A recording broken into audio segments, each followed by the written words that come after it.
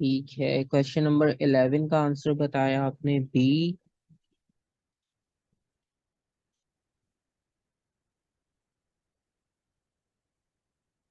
अच्छा, इसमें क्वेश्चन बहुत स्ट्रेट फॉरवर्ड है वैसे। Question number 11, four of the gravitational force act between bodies. अच्छा, इसमें न्यूटन थर्ड लॉ का उन्होंने रेफरेंस दिया है कि आप इसमें न्यूटन थर्ड लॉ को यूज करते हुए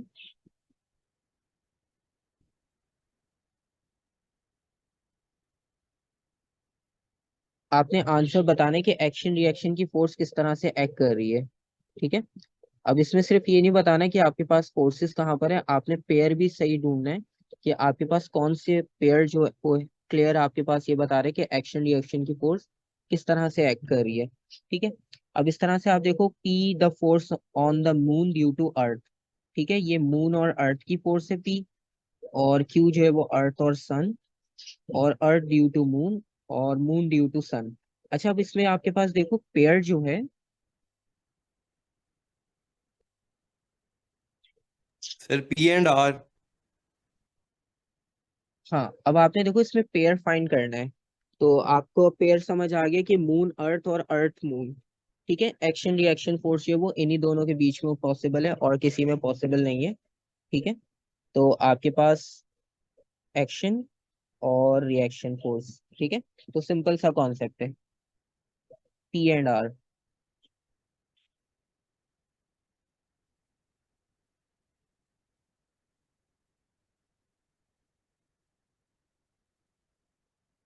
अच्छा, ये भी देख लो, 12 है तो सिंपल, लेकिन एक डायग्राम के रेफरेंस से भी क्वेश्चन हो जाएगा।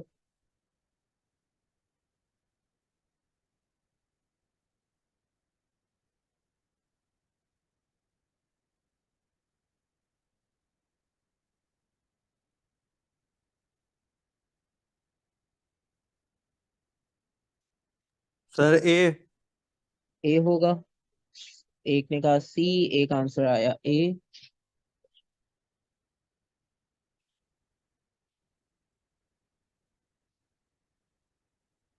ठीक है। अच्छा, एक आपके पास इसमें क्वेश्चन ये था, सी एक और आंसर है। ठीक है। In which direction do these force act on the man. ठीक है, मैन की बात हो रही है, मैन हमारा मेन सब्जेक्ट है, हमने इस पे फोर्स की डायरेक्शन को आइडेंटिफाई करना है। और पहली कंडीशन ये दी है, a force act between the man hands and the box, and other force act between the man's feet and the floor. ठीक है। अब एक यहाँ पर आपके पास फीट पे फोर्स अप्लाई हो रही है और ग्राउंड के साथ, और दूसरी man's hand and the box, दूसरी यहाँ पर हम डिस्कस कर रहे हैं। ठीक है। और in which direction do these forces act on the man. अब आपने ये बताना है कि किस डायरेक्शन में आपके पास फोर्स एक्ट कर रही होगी। पहले हम बात करते हैं, एक आंसर आया बी। पहले हम हैंड्स की बात कर लेते हैं। अब जो हैंड्स पे आपके पास फोर्स अप्लाई हो रही है वो टुवर्ड्स द लेफ्ट हो रही है या टुवर्ड्स द राइट। अब देखो, जब आप फोर्स अप्लाई करोगे बॉक्स पे तो हम फोर्स अप्लाई करेंगे फॉरवर्ड डायरेक्शन में, ये हमारी अप्लाइड फोर्स होगी। तो हमें रिएक्शन फोर्स जो मिलेगी बॉक्स की तरफ से वो बैकवर्ड मिलेगी। ठीक है। तो इसका मतलब है हमारे हैंड्स पे जो फोर्स अप्लाई हो रही है वो टुवर्ड्स द लेफ्ट होगी या टुवर्ड्स द राइट होगी। वो आपके पास टुवर्ड्स द लेफ्ट होगी। तो टुवर्ड्स द लेफ्ट का मतलब है कि ऑप्शन सी कैंसिल आउट हो गया, ए और बी में से पॉसिबिलिटी है। ठीक है। अब फीट पर देखते हैं। अब फीट पर जो फोर्स होगी आपके पास वो टुवर्ड्स राइट होगी या टुवर्ड्स लेफ्ट होगी। अब देखो, ये हमें कैसे पता चलेगा, आप ग्राउंड को पुश करते हो नॉर्मली वॉक करते हुए बैकवर्ड। ठीक है। अच्छा देखो, यहाँ पर उन्होंने आपके पास हेडिंग में पूछा है फोर्स ऑन मैन्स हैंड। ठीक है। उसके मतलब जो हैंड्स है उस पर जो फोर्स अप्लाई हो रही है, उस हैंड से अप्लाई होने वाली फोर्स की बात नहीं कर रहे। ठीक है। रिएक्शन फोर्स की बात कर रहे हैं वो बेसिकली। ठीक है। ये सिचुएशन होती है, देखो थोड़ा थोड़ा इसमें होता है बस हेडिंग्स का डिफरेंस। आपको कॉन्सेप्ट पता होता है सही, आप कॉन्सेप्ट वाइज सही कर रहे होते हैं, लेकिन हम कुछ चीज मिस कर देते हैं, हम उसको इंपॉर्टेंट नहीं लेकर स्किप करते हैं ना, तो प्रॉब्लम होता है बस। अब आप देखो, फिट की भी एग्जांपल लो, तो वॉक करते हुए हम नॉर्मली ग्राउंड को बैकवर्ड पुश करते हैं, तो अब हमारी अप्लाइड फोर्स होगी बैकवर्ड डायरेक्शन में। बैकवर्ड डायरेक्शन में अप्लाइड फोर्स है। फ्रिक्शन फोर्स हमें मिलेगी फॉरवर्ड डायरेक्शन में।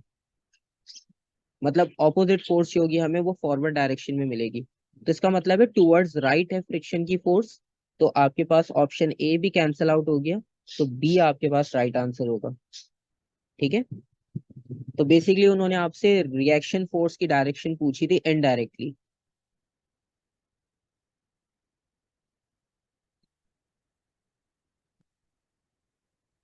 अच्छा ये वाला भी एक चेक कर लो, इसमें भी आपके काफी कॉन्सेप्ट्स क्लियर हो जाएंगे।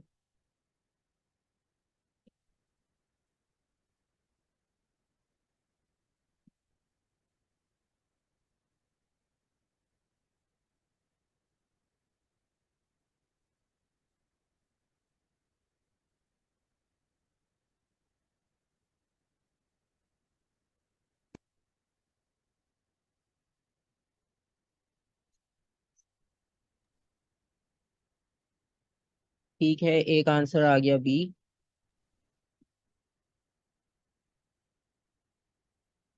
बेसिकली इसमें आपने बताना है कि रिजल्टेंट फोर्स की मैग्नीट्यूड जीरो कब होगी। ठीक है, स्टार्ट में भी आपने पूछा था कि वो जीरो होता है हमारे पास, तो यहाँ पर हम सिचुएशन डिस्कस कर लेते कि कहाँ जीरो होगा। एक आंसर आया डी। और कोई आंसर ऐड करना चाह रहा हूँ?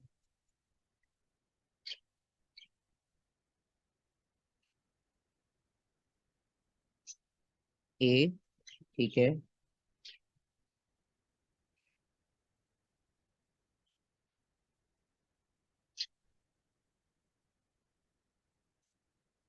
अच्छा देखो, बेसिकली आपके पास यहाँ पर सबसे पहली सिचुएशन को डिस्कस कर लेते हैं जल्दी से, ताकि जिसका जो कॉन्सेप्ट है क्लियर हो जाएगा। A car turning a corner eight constant speed. अब कॉर्नर पे जब आप टर्न कर रहे हो तो कॉर्नर पे आपको पता है कि रिजल्टेंट फोर्स कहाँ होगी, टुवर्ड्स द सेंटर। ठीक है, अभी हमने सर्कुलर मोशन डिस्कस किया, तो वहां पर हमें पता है कि टुवर्ड्स द सेंटर आपके पास रिजल्टेंट होती है, तो वहां पर जीरो तो नहीं हो सकती। ठीक है, तो इसका मतलब है ऑप्शन ए कैंसिल हो गया, डायरेक्शन चेंज हो रही है। ठीक है, बिल्कुल सही। तो ऑप्शन ए को कैंसिल आउट करते हैं। नेक्स्ट पर जाते हैं। A rock falling freely on the moon. अब रॉक आपके पास बिल्कुल फ्रीली फॉल कर रहा है मून पर। ठीक है, तो अब इसमें आपके पास कोई फोर्सेस इन्वॉल्व होंगी या नहीं, मतलब जीरो होगा या नहीं? अच्छा अब सर देखो। रॉक मून पे कैसे फॉल कर रहे हैं जब वहां पे ग्रेविटी नहीं है? अच्छा देखो, ग्रेविटी नहीं होती, लेकिन अगर आप मतलब ग्रेविटी को कैलकुलेट करो ना वहां पर, तो वो 1 पॉइंट समथिंग आती है। ठीक है, मतलब अर्थ के कंपैरिजन बहुत कम होती है, हमारे लिए वो नॉर्मल नहीं होती। ठीक है, आपने वहां पर देखा है कि मतलब ग्रेविटी बिल्कुल जीरो नहीं हो जाती, बहुत आपके पास कम होती है ग्रेविटी, लेकिन ग्रेविटी स्टिल वहां पर होती है। ठीक है। सर लेकिन इतनी होती है कि वो कुछ पुल कर पाए अपनी तरफ? हाँ अब देखो, अब हम नॉर्मली भी कैलकुलेट करते हैं ना, अभी कहीं पे अगर न्यूमेरिकल भी आएगा तो वहां पर आप देखना 1.6 या 1.3 मीटर पर सेकंड स्क्वायर उसकी एक्सेलरेशन ड्यू टू ग्रेविटी होती है। ठीक है, क्योंकि सोलर सिस्टम में हमने स्पेस में भी पढ़ा है कि ग्रेविटेशनल फोर्स सारी चीजें एक दूसरे को पुल कर रही होती हैं, तो ग्रेविटेशनल फोर्स हर प्लेनेट पर होती है, लेकिन माइनर हो कहीं पर मेजर हो, ये डिफरेंस होता है। ठीक है, तो इसलिए आपके पास यहाँ पर बी ऑप्शन भी हमारा कैंसिल आउट हो जाएगा। ठीक है, अब सी को देखते हैं, सी किसी ने नहीं मार्क करवाया। सी में are train going up a straight hill at constant speed in a straight line. अच्छा देखो, यहाँ पे सबसे इंपॉर्टेंट चीज पता है क्या, कांस्टेंट स्पीड। अब कांस्टेंट स्पीड का मतलब ये होता है कि जब आप कांस्टेंट स्पीड की बात करते हो, तो कांस्टेंट स्पीड पर होता है ये कि आपकी एक्सेलरेशन जीरो होती है, एक तो सबसे इंपॉर्टेंट चीज। ठीक है, हम इसको यहीं पर सिंपल बिल्कुल डिस्कस कर लेते हैं। अगर आप F equals to M A पे इसको लेकर जाओ ना, तो जब आप कांस्टेंट स्पीड की बात कर रहे हो तो आपकी एक्सेलरेशन जीरो हो गई। ठीक है, तो इसका मतलब है कि आपकी रिजल्टेंट फोर्स का आंसर भी क्या आएगा, जीरो। ठीक है, तो आपको डायरेक्शन इन्वॉल्व करने की भी जरूरत नहीं है, आप simple F equals to M A से भी बता सकते हो इसको। तो सी आपके पास जो है वो राइट आंसर होगा। और एयरक्राफ्ट एक्सेलरेटिंग, अब इसमें तो एक्सेलरेटिंग का वर्ड ही यहाँ पर यूज हो गया है। ठीक है, तो इसका मतलब है कि आपके पास फोर्स यहाँ पर इंक्रीज डिक्रीज होती जाएगी।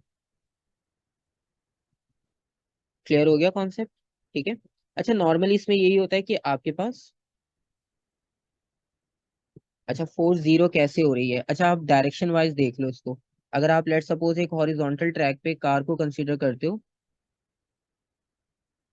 ठीक है, अब नॉर्मली ये होता है कि आपके पास अगर कार फॉरवर्ड डायरेक्शन में मूव कर रही है, तो यहाँ पर अगर हम सारी फोर्सेस को मार्क करना शुरू करें, तो आपके पास एक फोर्स होगी इंजन की फोर्स जो इसे फॉरवर्ड मूव करवा रही है। ठीक है, और बैकवर्ड आपके पास अप्लाई होगी फ्रिक्शन की फोर्स, और फ्रिक्शन के साथ आप जब बैकवर्ड जा रहे होगे,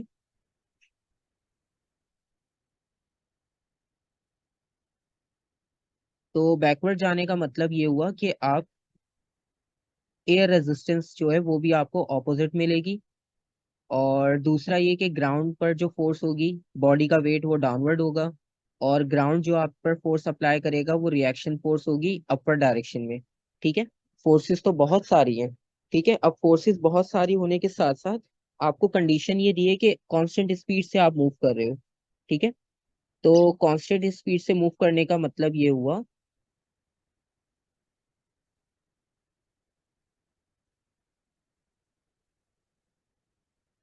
कि कांस्टेंट स्पीड का मतलब ये हुआ कि आप ना तो एक्सेलरेट कर रहे हो, आपकी जो फोर्स है वो सेम है।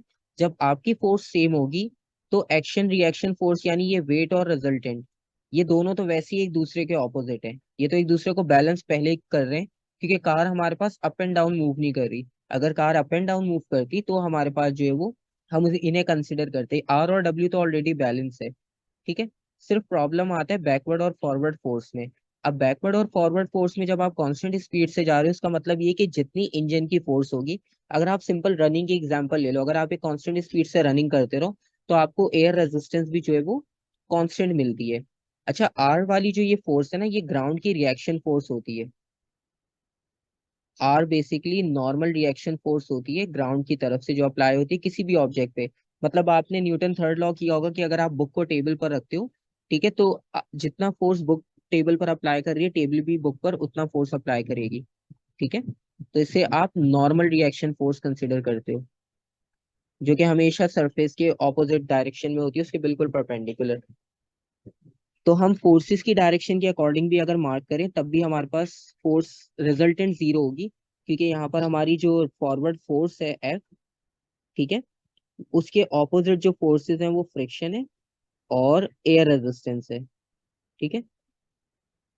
तो ये दोनों फोर्सेस आपके पास, मतलब सारी फोर्सेस कंबाइन आपको रिजल्ट जीरो देगी, क्योंकि बॉडी एक्सेलरेट नहीं कर रही, तो आप फॉर्मूला वाइज भी देख सकते हो और डायरेक्शन वाइज भी देख सकते हो। ठीक है।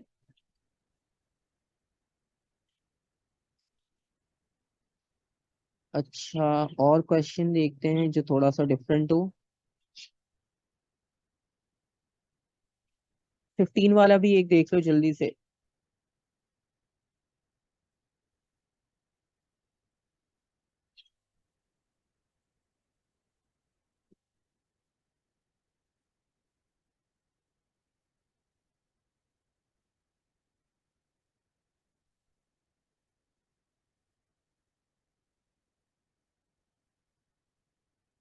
15 में आपने बताना है which row shows the direction and size of F.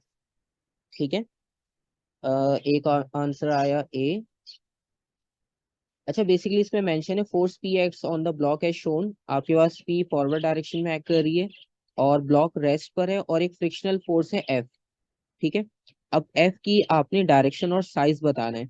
तो डायरेक्शन तो आपको पता है लेफ्ट पर होगी, ये चीज तो क्लियर है सबको। ठीक है।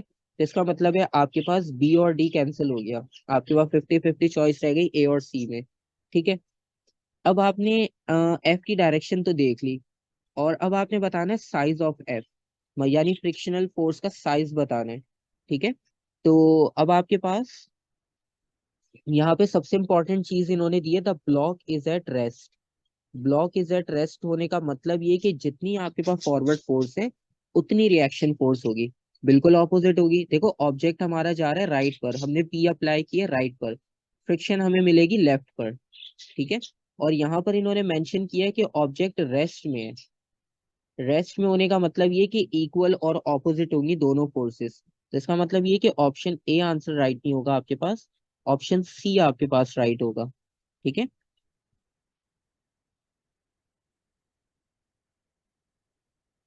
क्लियर हो गया? ऑप्शन सी राइट होगा आपके पास।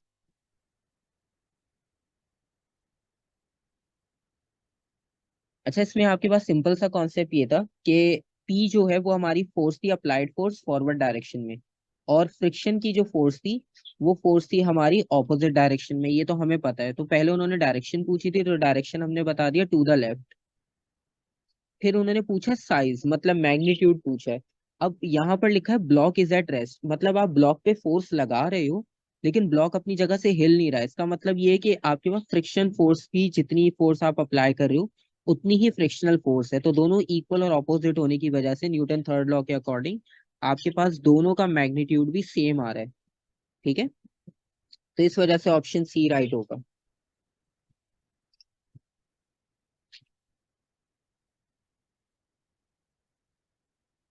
अच्छा, ये वाला काइनेमेटिक्स का क्वेश्चन आ गया है, ये हमने कल भी किया था। ये सर्कुलर मोशन का है। ठीक है, इसमें आपके पास टुवर्ड्स द सेंटर वाई होगा। ठीक है, क्योंकि इसमें जितने आपके पास सर्कुलर मोशन के उनमें यही पूछा हुआ है कि डायरेक्शन क्या होगी।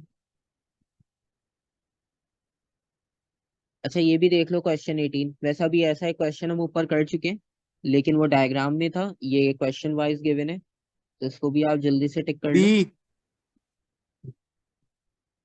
बी, एक आंसर आया ए। बी सही है, बी पे मतलब एग्री है। एक आंसर सी। अच्छा, इसमें आपसे पूछा है कि about the electron is correct. ठीक है, और in a model of an atom electron moves in a circular orbit around a nucleus. ठीक है, एक सर्कुलर ऑर्बिट में मूव कर रहे हैं। अब आपने बताना है कि यहाँ पर आपके पास इलेक्ट्रॉन के लिए कौन सी स्टेटमेंट करेक्ट है। First, electrostatic force and electron is away from the nucleus. ऐसा नहीं होता है, क्योंकि सेंटर हमारा पता है, न्यूक्लियस हमारा पॉजिटिव होता है और इलेक्ट्रॉन नेगेटिव होते हैं, तो अवे तो फोर्स अप्लाई नहीं हो सकती। Acceleration of the electron is towards the central nucleus, क्योंकि हमें पता है न्यूक्लियस हमारा पॉजिटिवली चार्ज होता है, इलेक्ट्रॉन्स हमारे नेगेटिवली चार्ज होते हैं, तो अट्रैक्शन की वजह से वो मूव कर सकता है। ठीक है, तो बी आपके पास राइट है।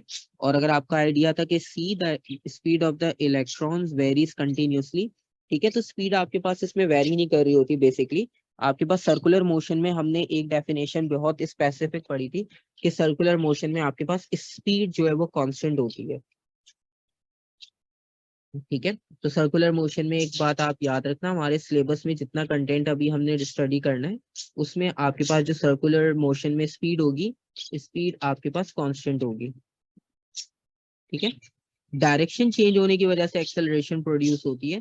ठीक है, और ये आपके पास सर्कुलर मोशन के एक बार लेक्चर में भी आप देख लेना कि अगर हमारे पास स्पीड कांस्टेंट होती है तो हम सर्कुलर मोशन में एक्सेलरेशन क्यों फाइंड आउट कर रहे होते हैं, एक्सेलरेशन का कॉन्सेप्ट कहाँ से आता है। तो वो इस वजह से आता है कि आपके पास डायरेक्शन चेंज हो रही होती है, क्योंकि सर्कुलर पाथ में हर पॉइंट पे आपकी डायरेक्शन चेंज हो जाती है। ठीक है,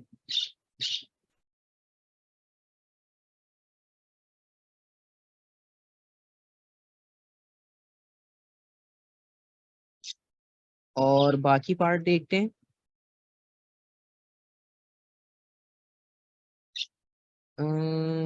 अच्छा, ये वाला देखो 20।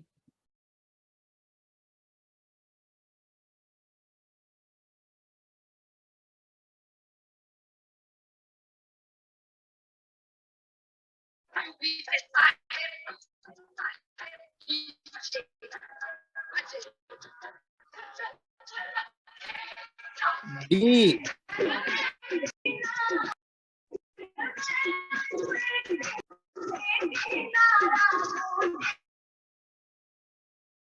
अच्छा, इसमें आपके पास बेसिकली जो रिएक्शन फोर्स है। ठीक है, अब रिएक्शन फोर्स की बात हो रही है। हाँ, वो आईडी जो है वो देख ली मैंने, वो दो थी। ठीक है, अच्छा मेंशन कर दिया करो अभी, कभी आईडी का हुआ करे ना, क्योंकि अक्सर किसी का होता है कि एक आईडी से ज्वाइन नहीं हो पा रहा होता, तो वो सेकंड से हो जाता है। और अब ये भी चेक करना पड़ेगा कि लिंक अब दूसरे जगह पर कैसे शेयर हो रहा है। तो अगर आप भी किसी को शेयर कर रहे हो, मतलब आपको कोई फ्रेंड है ज्वाइन करना चाह रहे हैं, तो बस एक बार मुझे बता दिया करो, इसलिए मैंने सबके नेम पूछ के सबको मेंशन किया था। ठीक है, लेकिन अभी भी कुछ 4-5 लोग ऐसे वेटिंग रूम में है जो नहीं है हमारी लिस्ट में, इसलिए उनको भी एडमिट नहीं किया हुआ। ठीक है, तो अपनी आईडीज और ये सब चीजें जो है वो आप क्लियर रखा करो, और बता भी दिया करो। अभी कभी कभार होता है कि कोई दो डिवाइसेस से ज्वाइन करता है, माइक का इशू होता है या चैट में इशू होता है, तो वो फिर हम डिस्कस कर लेंगे। नहीं नहीं, वो मैंने देख लिया, मैंने रिमूव कर दिया वो। ठीक है, अच्छा इसमें यहाँ पर आंसर बता रहे थे, एक आंसर बताया ए। अच्छा, बेसिकली यहाँ पर करना ये कि बॉडी जो है वो स्लाइड कर रही है फ्रिक्शनलेस स्लोप पे। ठीक है, और यहाँ पे देखो सबसे इंपॉर्टेंट चीज ये कि फ्रिक्शनलेस है, तो फ्रिक्शन को इन्वॉल्व नहीं करना। ठीक है, फ्रिक्शन बिल्कुल खत्म हो गई हमारे पास। As the body presses on the surface, the surface. अच्छा, ये जो ये वाली सेकंड लाइन लिखी है, ये वही रिएक्शन फोर्स है, मतलब ग्राउंड पर जब फोर्स अप्लाई होगी तो ग्राउंड भी रिएक्शन फोर्स आपको देगा। और ये मेंशन भी किया है इन्होंने, ठीक है, उन्होंने पूरी डेफिनेशन मेंशन कर दी, तो आपको कंफ्यूज होने की जरूरत नहीं है। अब उन्होंने आपसे रिएक्शन फोर्स पूछी कि रिएक्शन फोर्स किस डायरेक्शन में होगी, ठीक है। तो रिएक्शन फोर्स का मतलब ये कि आपको उन्होंने पूरी डेफिनेशन बता दी कि a body presses on the surface pushes back on the body, ठीक है, मतलब आपके पास जब ऑब्जेक्ट ग्राउंड को पुश कर रहा है तो ग्राउंड भी उसे बैकवर्ड पुश करेगा, ठीक है। तो the force of the surface on the body sometimes called reaction force, ठीक है।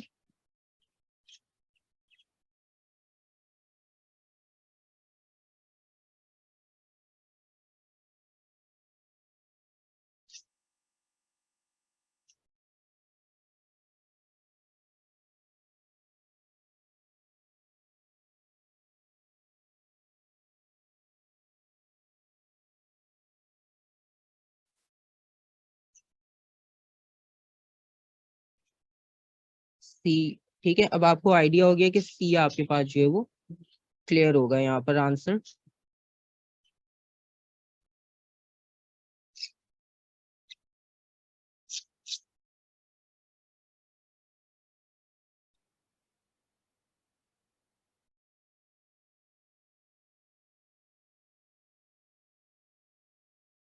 तो बेसिकली यहाँ पर आपने ये देखना है कि आपकी जो रिएक्शन फोर्स है, राइट, रिएक्शन फोर्स की उन्होंने डेफिनेशन भी मेंशन की है, ठीक है। और डेफिनेशन को अगर आप देखो तो डेफिनेशन के अकॉर्डिंग आपका जो ऑब्जेक्ट है वो सरफेस पे थोड़ा सा इंक्लाइंड रखा है, ठीक है। तो जो बॉडी ग्राउंड को प्रेस कर रही है वो इस डायरेक्शन में करेगी, ठीक है। और इसके बिल्कुल ऑपोजिट डायरेक्शन में जो रिएक्शन फोर्स अप्लाई होगी तो वो डायरेक्शन आपके पास सी वाली डायरेक्शन होगी, ठीक है। तो ये आपकी रिएक्शन फोर्स होगी।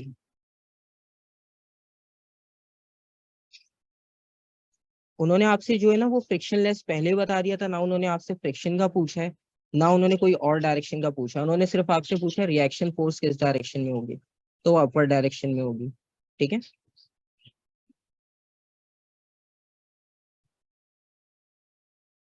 अच्छा 21 भी सिंपल है, मास गिवन है और स्पीड और टाइम गिवन है, ठीक है। अच्छा इसमें भी F equals to M apply होगा।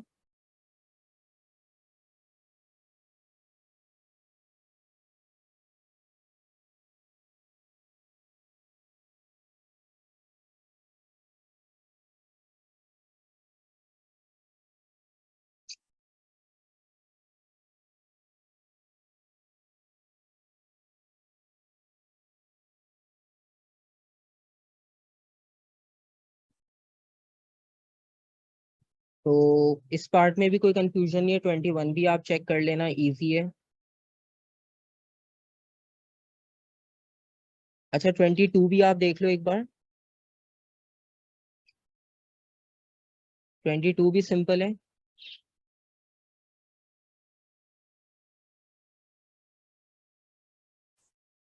What happens to the direction of movement and to the speed of the body? अब इसमें लिखा है कि balance forces are acting on a body, ठीक है। अब जब आप बैलेंस फोर्स एक्ट करवा रहे हो बॉडी पर तो what happens to the direction of movement and to the speed of the body, ठीक है। अब आपने बताना है कि डायरेक्शन और स्पीड में क्या डिफरेंस आएगा आपके पास। अब फोर्सेस बैलेंस है, ठीक है। तो फोर्सेस बैलेंस होने का मतलब ये है कि आपके पास क्या चेंज आ सकता है और क्या चेंज नहीं आ सकता। सबसे पहले डायरेक्शन की अगर हम बात करें तो डायरेक्शन में कोई चेंज आएगा।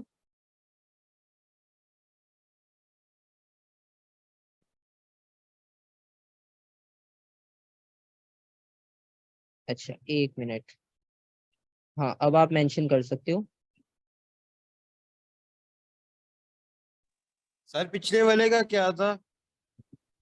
लास्ट वाले का पिछले आपके वाले पास का सी था। 21 21 का, का सी है ना? 21 का सी आएगा, ठीक है। वैसे वो हमने सॉल्व किया नहीं था, वो आप चेक कर लेना, formula F equals to M A होगा। और 22 का डी। 22 का डी, ठीक है। डायरेक्शन चेंज नहीं होगी क्योंकि फोर्सेस बैलेंस है, तो डायरेक्शन का कोई कॉन्सेप्ट बनता ही नहीं, और स्पीड भी चेंज नहीं होगी, तो सिंपल सा कॉन्सेप्ट है डी, ठीक है। और उसके अलावा हम देखते हैं 23 भी इजी है, एक बार ट्राई करना। 24 भी सर्कुलर मोशन से रिलेटेड है, सिंपल। तो आपके पास टुवर्ड्स द सेंटर फोर्स होगी डी। ठीक है, सर्कुलर मोशन वाले बहुत ही स्ट्रेट फॉरवर्ड है, वो बार बार रिपीट हुए हुए हैं आपके पास, तो आपको यहाँ से भी आइडिया हो जाएगा कौन से टॉपिक रिपीट हो रहे हैं। ठीक है, और 25, how did we know D was towards the centre. अच्छा देखो, यहाँ पर आपके पास टुवर्ड्स द सेंटर इसलिए होगा कि आपके पास वो एक सर्कुलर मोशन में मूव कर रहा है। ठीक है, अब डी आपके पास टुवर्ड्स द सेंटर दिया, इसका मतलब है प्लेन आपके पास इस डायरेक्शन में रोटेट होगा, सर्कुलर। ठीक है, तो इस वजह से डी डायरेक्शन सिंगल दी। अगर वो राइट साइड पे भी देता, और प्लेन के या विंग से भी आइडिया ले सकते हो कि वो किस डायरेक्शन में मूव करना चाह रहे हैं। 25 सर सी। सी, वेट 800, रिजल्टेंट फोर्स 160।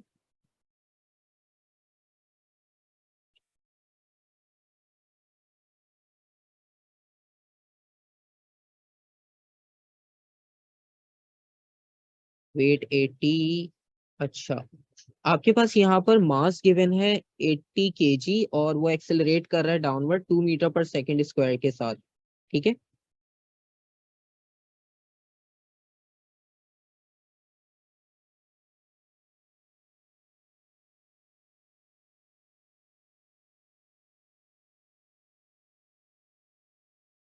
और जब आपके पास मास गिवन है 80 और आपने वेट फाइंड आउट करना है, तो वेट के लिए फॉर्मूला क्या यूज करते हो?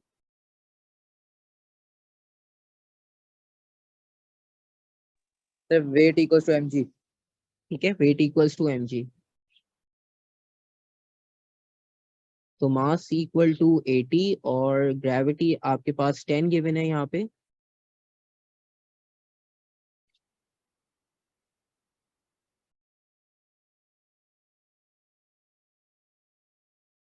तो आपके पास 800 तो आपका वेट बनेगा। ठीक है, और बाकी रह गई रिजल्टेंट फोर्स की बात। अब रिजल्टेंट फोर्स के लिए आपकी एक्सेलरेशन गिवन है 2 मीटर पर सेकंड स्क्वायर। ठीक है, तो अगर आप F equals to M A use करते हो, तो मास आपके पास गिवन है 80 और एक्सेलरेशन आपके पास गिवन है 2 मीटर पर सेकंड स्क्वायर। ठीक है, तो आप इन्हें मल्टीप्लाई कर लोगे तो आपके पास स्ट्रेट फॉरवर्ड सिंपल आंसर आ रहा है सी। ठीक है, क्योंकि वेट का फॉर्मूला होता है W equals to M G, तो उसके अकॉर्डिंगली आप उसे यूज करोगे और फिर सॉल्व करोगे।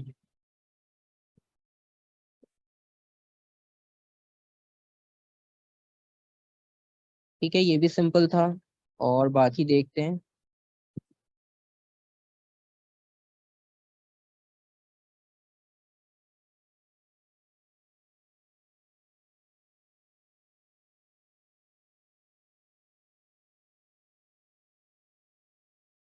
ठीक है, W equals to M G, और आपके पास इसमें कुछ डिफरेंट क्वेश्चन।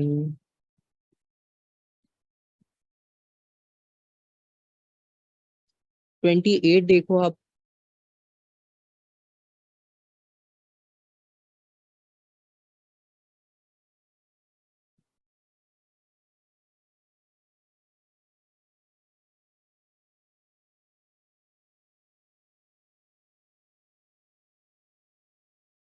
अच्छा, 28 में आपके पास ये कहा है कि coin falls through the air from rest and eventually reaches a constant speed.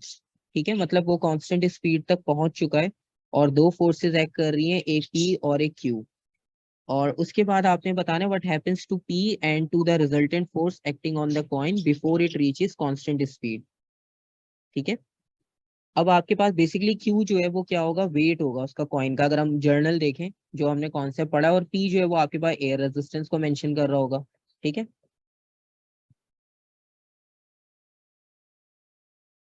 तो यहाँ पर बेसिकली आपके पास होगा ये कि what happens to the force P and to the resultant force acting on the coin before it reaches constant speed. Constant speed से पहले की बात कर रहे हैं, तो कांस्टेंट स्पीड से पहले आपको पता है कि कौन सी क्वांटिटी इंक्रीज होगी, पी इंक्रीज होगा या नहीं होगा? एक आंसर आया सी। ठीक है। अच्छा देखो, ये आपके पास बेसिकली ना टर्मिनल वेलोसिटी वाला कॉन्सेप्ट है। तो टर्मिनल वेलोसिटी में क्या होता है कि एयर रेजिस्टेंस इंक्रीज होती है।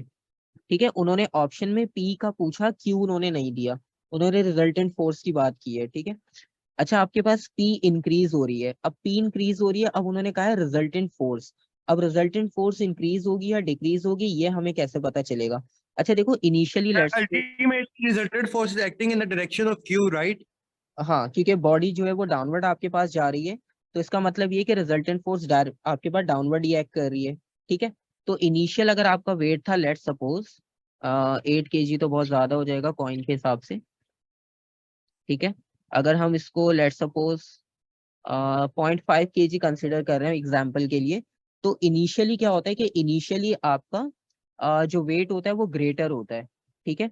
और आहिस्ता आहिस्ता एयर रेजिस्टेंस आपको बैलेंस करती है। ठीक है। तो इसका मतलब ये कि जैसे जैसे एयर रेजिस्टेंस बढ़ेगी, रिजल्टेंट फोर्स आपकी डिक्रीज हो जाएगी, डिफरेंस कम होता जाएगा। ठीक है। तो इसका मतलब ये कि आपके पास ऑप्शन सी राइट होगा, क्योंकि फोर्स पी इंक्रीज कर रही है और रिजल्टेंट फोर्स डिक्रीज होती जाएगी, क्योंकि एक टाइम ऐसा आएगा कि दोनों फोर्सेस आपके पास बैलेंस हो जाएगी। ठीक है।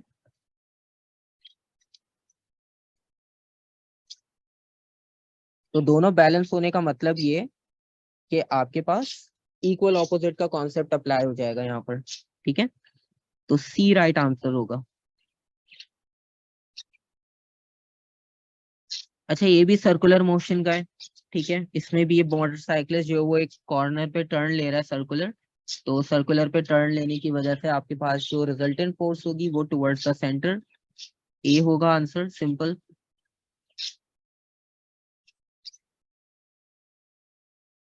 अच्छा, ये प्लेन वाला भी आप देख लो, इसमें भी काफी सारी फोर्सेस इन्होंने दी है।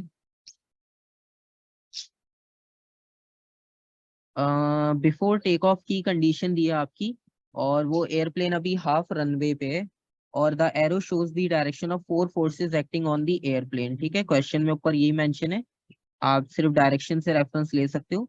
और ये उन्होंने कहा है कि the drag force on the airplane are negligible.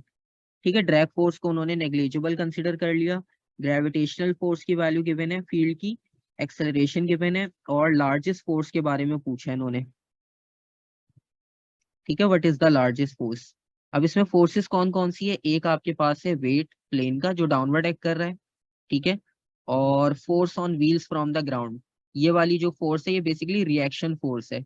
Wheels क्योंकि ग्राउंड के साथ होते हैं, और ग्राउंड जब आपके पास ऑपोजिट फोर्स अप्लाई करेगा व्हील्स पे, तो ये उसकी बात कर रहे हैं। ठीक है। और जाहिर बात है एयरप्लेन है तो उसके विंग्स पर भी एयर रेजिस्टेंस की फोर्स अपवर्ड अप्लाई होगी, तो वो वाली यहाँ पर मेंशन की है। और एक आपके पास इंजन की फोर्स होगी फॉरवर्ड डायरेक्शन में। और इन्होंने ये कहा था airplane is halfway along a runway before it take off the arrow shows, बाकी तो ये लिखा है, मतलब टेक ऑफ करने वाला भी हाफ रनवे पे। अब आपने बताने कि कौन सी फोर्स ग्रेटर होगी। सिंपल है क्वेश्चन, इतना ज्यादा मुश्किल नहीं है, जर्नल सोच के बताओगे तो आंसर मिल जाएगा आपको। Sir, C. C, the thrust from the jet engine. Okay. और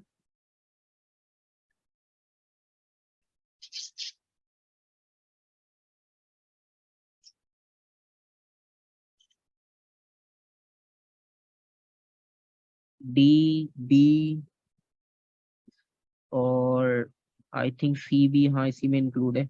सी, दो लोगों ने कहा, एक ने कहा बी और एक ने कहा डी। ठीक है। सी नेग्लेजिबल नहीं है। अच्छा, thrust from the jet engine वाली ये फोर्स है जो फॉरवर्ड अप्लाई हो रही है, ये तो कंसिडर करनी है हमें। ठीक है। मतलब जेट इंजन आपको जो फॉरवर्ड अप्लाई कर रहा है उसके ऑपोजिट जो फ्रिक्शन फोर्स है उसको नेग्लिजिबल लिया है। ठीक है। एयर रेजिस्टेंस आप देखो उन्होंने मेंशन नहीं की, हालांकि एयर रेजिस्टेंस होती है यहाँ पर, एयर रेजिस्टेंस को उन्होंने कंसिडर नहीं किया, तो वो चीज नेग्लिजिबल ली है उन्होंने। ठीक है। अब इसमें लार्जेस्ट फोर्स की अगर आप बात करो, तो लार्जेस्ट फोर्स आपके पास जो है वो the lift acting on the wings. ठीक है, अभी उसने टेक ऑफ नहीं किया है, तो आपके पास जो विंग्स पर फोर्स है वो ग्रेटर नहीं हो सकती। ठीक है। अच्छा, एयर रेजिस्टेंस आपके पास जो है वो जो लिफ्ट करने में हेल्प कर रही है, हमने सिर्फ उसको कंसिडर किया है, lift acting on the wings, ठीक है। ऑपोजिट जो ड्रैग होगा ना, मतलब जो इसके सरफेस पर आकर अप्लाई होगी, उसको हमने नेग्लेक्ट कर दिया, ठीक है। और ड्रैग फोर्सेस का मतलब ये कि ग्राउंड की फ्रिक्शन को भी निगलेक्ट किया और एयर की फ्रिक्शन को भी निगलेक्ट किया, दोनों को निगलेक्ट कर दिया, ठीक है। तो फ्रिक्शनल फोर्स एक तरह से खत्म कर दिया हमने। अब दो ऑप्शन रहेगा, thrust from the jet engine और वेट ऑफ द एयरप्लेन। अभी क्योंकि उसने टेक ऑफ नहीं किया है, टेक ऑफ ना करने का मतलब ये है कि आपके पास अभी जो lift acting on the wings, अभी एयर ने प्लेन को लिफ्ट नहीं किया, तो इसका मतलब है वेट आपके पास ग्रेटर है, एक्ट कर रहा है डाउनवर्ड, ठीक है। Force on the wheel from the ground. अच्छा, फोर्स भी आपके पास जो है वो इतनी ग्रेटर नहीं होगी, क्योंकि आपके पास वो इक्वल और ऑपोजिट हो जाएगी। तो आपके पास जो थ्रस्ट होगा, क्योंकि आपके पास एयरप्लेन फॉरवर्ड डायरेक्शन में मूव कर रहा है, तो हमारे पास ग्रेटर फोर्स जो है वो थ्रस्ट की होगी, ठीक है। क्योंकि जितना बॉडी का वेट होगा उतना आपके पास जो है वो रिएक्शन फोर्स अप्लाई होगी ग्राउंड की तरफ से,